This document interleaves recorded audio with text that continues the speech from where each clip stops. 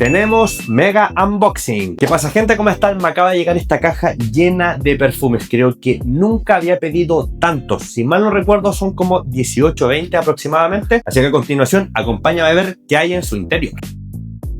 Por acá ya estarán viendo varios, y si se preguntan dónde los conseguí, muy fácil, en Silk Perfume. Tenemos Raihan Azul y Obsidian, Hawas y Hawas Pink, Ravi Nice y Vulcan Few, Cherry Baby, Odyssey Mega, Royal y todos estos tubis. Así que ahora ya saben dónde conseguir todos estos y más perfumes, y desean que reseñe alguno en particular, háganlo saber en comentarios.